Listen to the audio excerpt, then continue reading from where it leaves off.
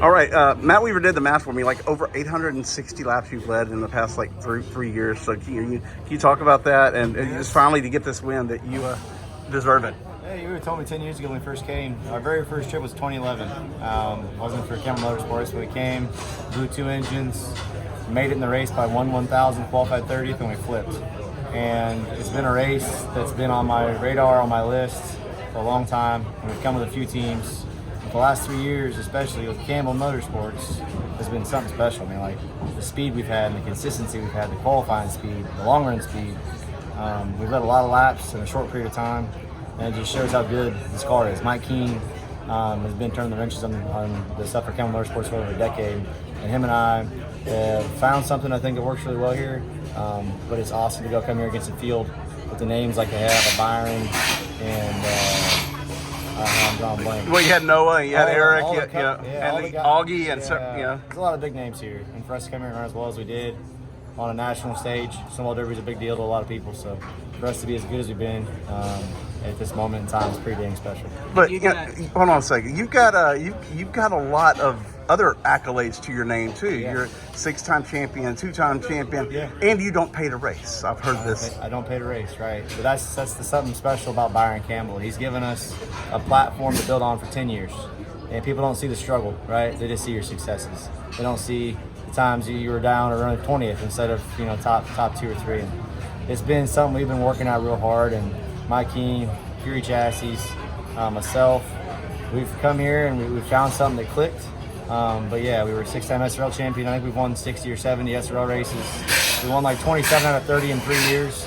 I feel like it's almost on our shoulders to come out here and run well. Because if we win 27 out of 30 races on the West Coast, people are like, it's soft, it doesn't mean much. So you come out here and you hold your own. I feel like it at least gives the West Coast rapport, right? It's the first time the Tom Dawson Trophy's going to California. And for us to come out here, run well, do what we did, man.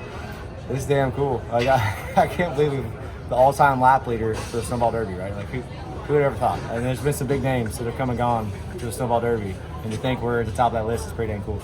Do you? Is the celebration going to be really epic this time? I hope so, man. We got some good people. This is our final race for Campbell Motorsports, right? So Mike and Vicky Keene, Philpott, Sal, Adrian, myself, we've been here for 10 days.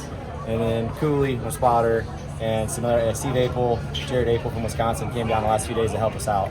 But I have a feeling there's going to be some consumption of some alcoholic beverages tonight and this evening, and maybe some missed flights tomorrow. So I want to go home to see my wife and kids. I've been gone for 10 days, right? So I want to go home and celebrate with them and with Byron and Carol. But at the end of the day, it's we live in the moment. We got to pass tech still, but at the end of the day, man, it's cool to be standing in this position, knowing what we did is pretty dang cool. What's the history of the car? That's the same car. We brought that car, so that car led the Sun on the Pole at the Snowball Derby in 2019. Took it to Nashville the following year, knocked the equip off of it, replaced it in-house. Came back here, sat on the pole, led 220 laps.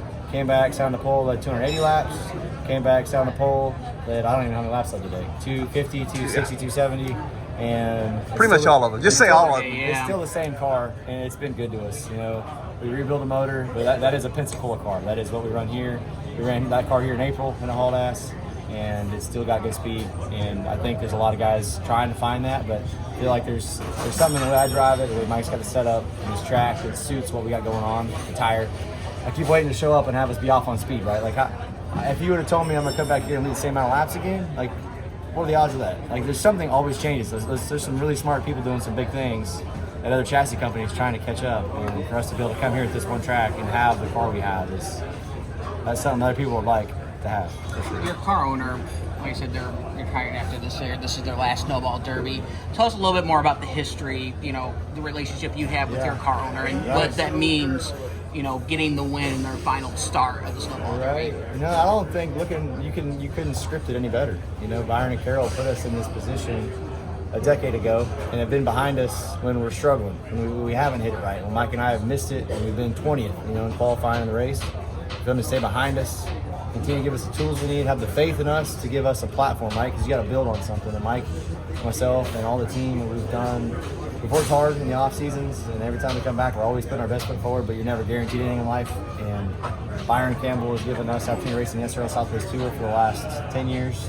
Of the eight years we ran the SRL, 6 championships. The 2 we didn't win, Byron let us run the Arca Canaan West, won 2 championships in that. But Byron has been behind me 100% for the last 10 years, and he's made me who I am, without a doubt. I wouldn't be who I am without him. And you had a dominant, obviously, win too. Did you have any doubt? What was your biggest concern during that race too? Was there any restart in particular? Every single one. After what happens when you have.